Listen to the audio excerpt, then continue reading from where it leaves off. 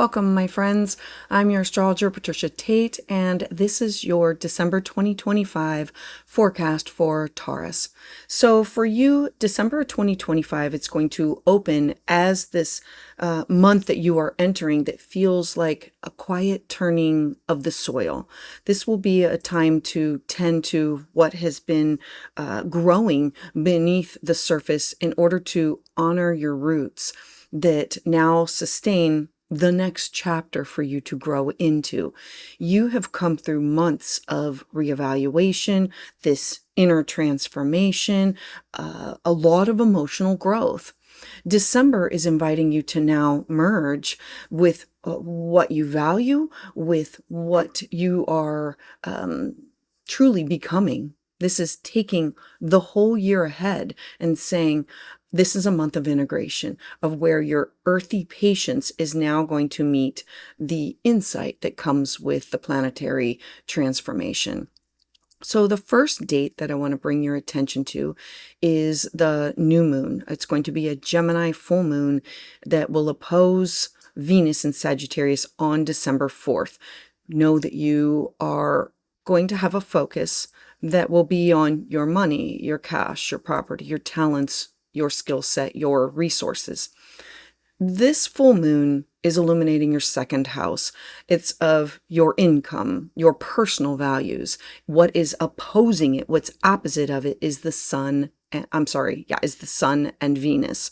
And so this is in your 8th house of shared resources, the house of deep bonding, your connection with other people. So the light of the moon, it's shining directly on what is your relationship with abundance, not only with money that's in your own personal bank account, but in the energetic exchange of give and take, the give and receive that defines your closest connections with others. Think of it as reciprocity. You might feel torn between your need for security and your desire for intimacy and freedom. Venus is your ruling planet. It's in the adventurous sign of Sagittarius. It is craving openness and truth, while the Gemini moon, it wants clarity, it wants to reveal, it wants understandings. This can bring these heartfelt conversations about that has to do with finances and trust and emotional transparency. If someone pushes a boundary on you, that's physical or emotional, it might reveal where you have given too much, or possibly where you have expected too little in return. Remember, this is about reciprocity here. Don't rush to conclusions. Instead, pause and listen to the message that's beneath this discomfort. You are being asked to align your values with your investments, whether they're financial or emotional or spiritual. This full moon, it can also bring completion to something that you've been working on. So think back to mid-year, perhaps a business project, or this could be a creative pursuit or a change within your own financial or material world. Celebrate the progress that you have made. Your heart, your mind, it's about merging them and bringing them together now. It's helping you to speak your truth with grace. Remember that abundance begins with the belief that you are worthy of receiving. Now, the next date that I want to bring your attention to is on December 8th. You're now going to have Mars in the sign of Sagittarius, so we're still talking about your 8th house and the Sagittarius themes, and it will be in a square with Saturn in the sign of Pisces, in a square with your 11th house that has to do with stirring of restlessness and testing your patience here. Now, because this is activating your 8th and your 11th houses, it's in the realm of your shared resources, your shared energy with community, your long-term vision, your hopes, your wishes, your dreams, your goals. The 11th house is where you connect and collaborate with others. So you might be feeling like you are giving more than you're getting, or that certain collaborations, they feel like possibly that they've stalled. Saturn is asking you to slow down. It wants you to pause. It wants you to define, what do healthy boundaries look like? Mars wants movement. Saturn demands maturity. A square is when they come at a 90-degree angle and integration has to happen. So if frustration arises, this is a sign that your soul is outgrowing an old dynamic. So instead of pushing against this limitation, step back, pause, observe what is truly being tested within you. Saturn, it could be helping you to strengthen your emotional boundaries or to clarify networks or groups or your alliances, which ones are built on mutual respect. This energy, it can really awaken a deeper spiritual lesson for you about control and surrender. Trust that what feels blocked this time is simply just being rerouted towards a path that's more aligned. Use this transit to build this emotional endurance in order to help you redefine what are your goals, because not everything needs to happen all at once. When Mars squares Saturn, the universe is saying, act with patience, not with pressure. And then let's talk about Neptune.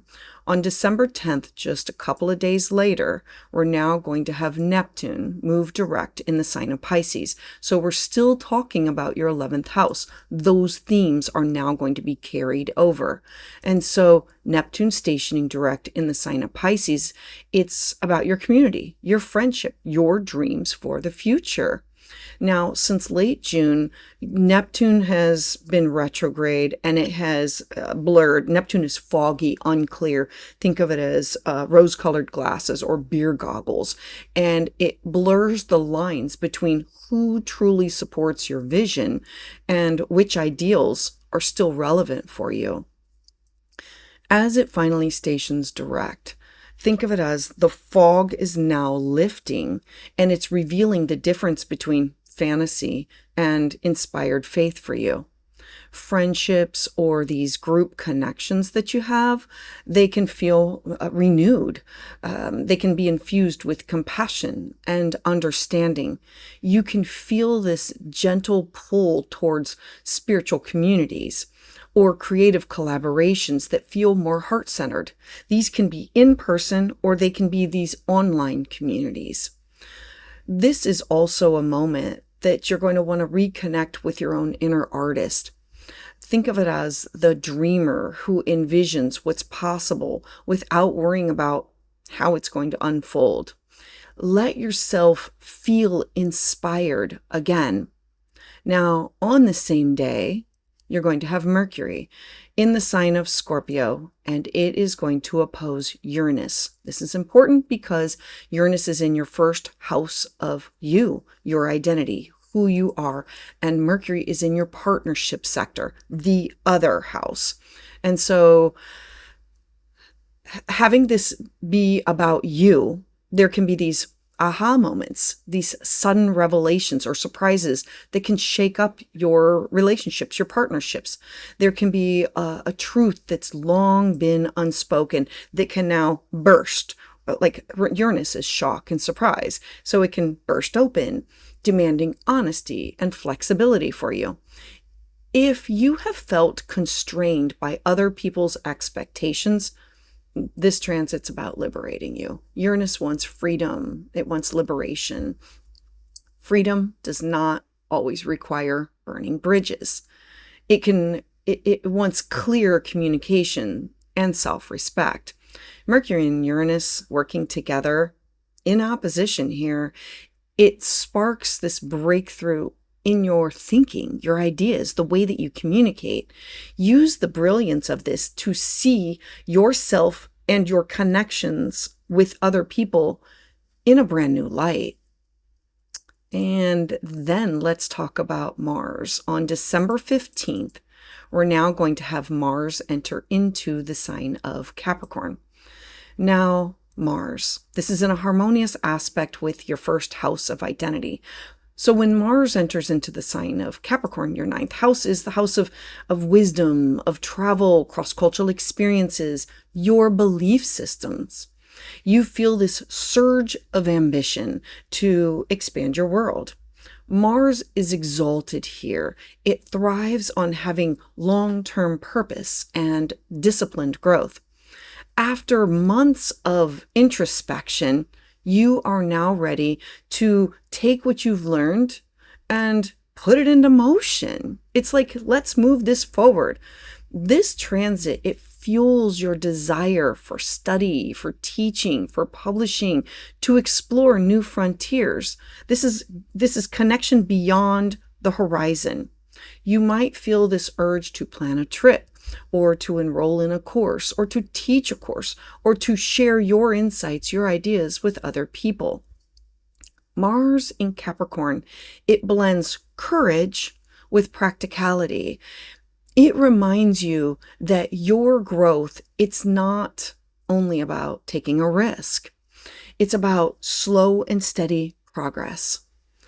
Your challenge this month is going to be to honor both your vision and your plan.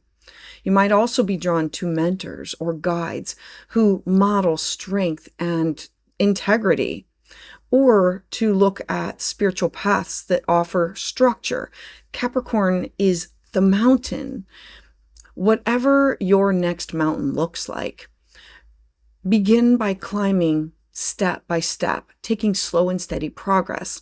Mars is here to help you build something that is lasting, a legacy of wisdom that is grounded in your action. And next, I want to bring you towards December 19th. So on December 19th, you're now going to have this new moon. And it will be, again, our focus is on the 8th house. So we're near the year's end, and you have this new moon in the sign of Sagittarius, and it's gracing your 8th house of intimacy and shared finances. This is the house of birth, death, rebirth, and transformation. It forms this loving connection with Venus. This is your chart ruler. And so wherever Venus goes and whatever she connects into, this is important for how it's going to affect who you are. This lunation for you is opening up doors for healing, emotional renewal.